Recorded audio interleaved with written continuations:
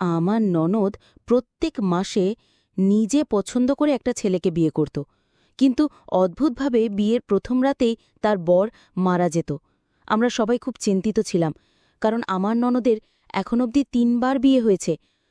আমি ঠিক করি যে আমি এই রহস্যের সমাধান করব। তাই আমি পরের বার আমার ভাইয়ের সাথে তার বিয়ে দিই, আর বিয়ের প্রথম রাতে আমার ভাইয়ের জায়গায় আমি গিয়ে ফুলশয্যার ঘরে বসি।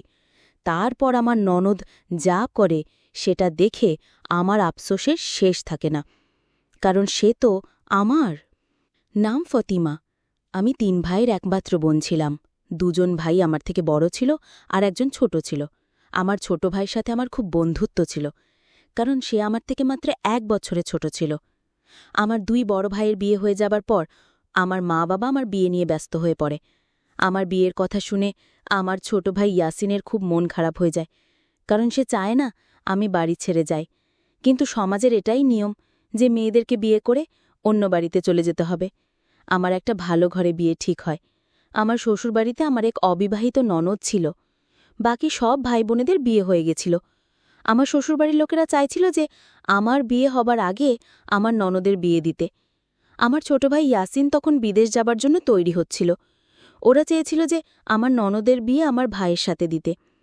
এই নিয়ে ওরা আমার বাড়িতে তাদের সাথে কথা বলেছিল। 2জনের মধ্যে বয়সের তফাৎ ছিল মাত্র 3 বছর, কিন্তু আমার ভাই তখন বিয়ের জন্য তৈরি ছিল না।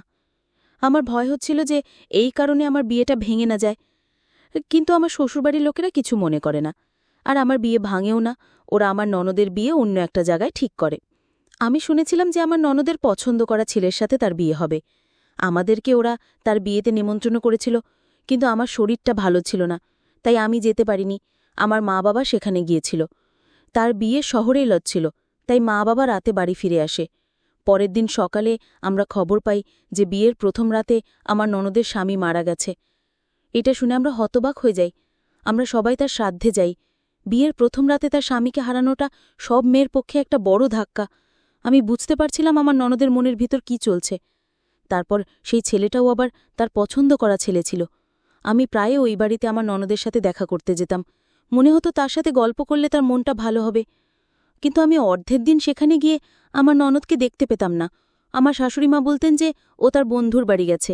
আমার মাঝে মাঝে বলতেন যে সে ঘুমোচ্ছে। কথা ছিল যে আমার ননদের বিয়ের 1 মাস পর আমার বিয়ে হয়ে যাবে, কিন্তু এই ঘটনার কারণে আমার বিয়ে পিছিয়ে যায়।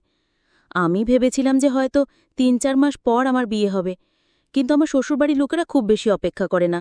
1 মাস পরেই তারা আমাদের বাড়িতে বিয়ের দিনক্ষণ ঠিক করতে চলে আসে। আমার ননদ মিনালও ছিল, ওদের সাথে এসেছিল। ওরা বলে যে ওরা আমার ননদের আবার বিয়ে ঠিক করেছে, আর আমার বিয়ের সাথে তার বিয়ে হয়ে যাবে। এবার ছেলেটা আমার ননদের পছন্দ করা ছিল। আমার ননদকে দেখে মনে হচ্ছিল না যে তার মন খারাপ। সে খুব নর্মাল ছিল। আমি এটা শুনে খুশি হলাম যে আমার ননদের বিয়েও আমার সাথে হয়ে যাবে। ভালোই হবে, আমাকে শ্বশুরবাড়িতে গিয়ে ননদের সেবা করতে হবে না। আমি শুনেছিলাম যে ননদরা বৌদিদের খুব বিরক্ত করে, তাদেরকে নিয়ে বাড়ির সব কাজ করায়, তার সেবা যত্ন করতে হয়। কিন্তু যদি তার বিয়ে হয়ে যায় তাহলে আমাকে আর এসব করতে হবে না, সে অন্য বাড়িতে চলে যাবে। আমি আমার বন্ধুদের সাথে আমার বিয়ের শপিং করতে যাই। সেখানে গিয়ে আমি আমার ননদ মিনালকে দেখতে পাই। সেও হয়তো তার বিয়ের শপিং করতে এসেছে। আমি দেখে অবাক হই যে সে তার পরিবারের সাথে আসেনি, সে একটা ছেলের সাথে এসেছে। আমি আমার ননদের সামনে চলে যাই।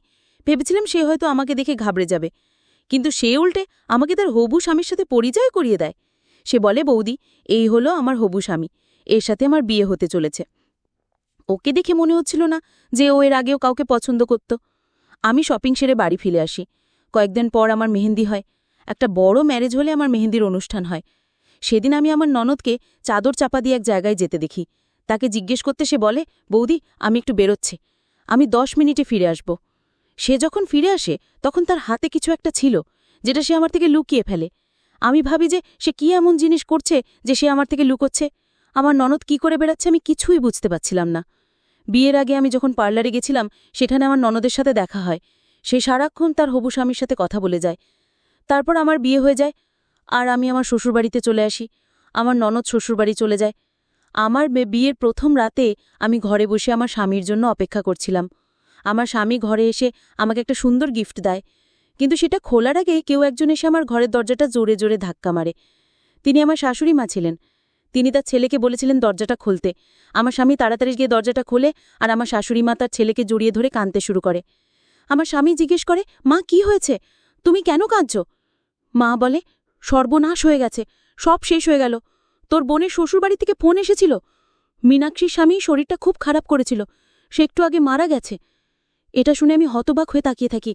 এটা কি করে হতে পারে? দ্বিতীয়বারই একই ঘটনা কি করে ঘটতে পারে? আমার শ্বশুরবাড়ির সবাই যে অবস্থায় ছিল সেই অবস্থায় আমার ননদের শ্বশুরবাড়ি ছোটে। আমি বাড়িতে একা হয়ে যাই। আমার একটু রাগ হচ্ছিল যে আমার ননদ সবসময় আমার সুখে ব্যাঘাত ঘটাচ্ছে, কিন্তু তার পরের মুহূর্তেই আমার তার জন্য খারাপ লাগে। সে দুবার তার স্বামীকে হারালো, তাও আমার বিয়ের প্রথম রাতে। তার কষ্ট অনেক বেশি। আমার ননদের কথা ভাবতে ভাবতে আমার সারা রাত ঘুম হয় না। বিয়ের প্রথম রাতে দুজন স্বামী মারা যাওয়া এটা কোন সাধারণ ঘটনা নয়। সকালে আমার শ্বশুরবাড়ির সবাই বাড়ি ফিরে আসে। ওরা তাদের সাথে মৃণালকেও নিয়ে আসে। সে তখনও বিয়ের পোশাক পরেছিল। আমি ভেবেছিলাম যে সে হয়তো কাঁদতে কাঁদতে আসবে, কিন্তু তার চোখে একটুও জল দেখতে পেলাম না। সে চুপচাপ দাঁড়িয়েছিল, কারোর সাথে কোনো কথা বলছিল না। আমার শাশুড়িমা বলেন যে ও এখন নিজের মধ্যে নেই, ও তার ঘরে চলে যায়। আমি তার জন্য খাবার বানিয়ে নিয়ে যাই। আমার ভয় হচ্ছিল সে খাওয়া দাওয়া ছেড়ে না দেয়, কিন্তু আমি খাবার নিয়ে গেলে সে চুপচাপ খেয়ে নেয়। 10-15 দিন পর সে আবার নর্মাল হয়ে যায়, আবার বন্ধুদের সাথে বাইরে যেতে শুরু করে। আমার শ্বশুরবাড়ির কেউ তাকে আটকায় না। শাশুড়িমা এটা দেখে খুশি হয়েছিলেন যে তার মেয়ে আবার সাধারণ জীবনযাপনে ফিরে এসেছে। আজকাল সে প্রায় বাইরে বেরোতো। এখন তো আমার শাশুড়িমাও তার মেয়ের সাথে বেরোতে শুরু করে।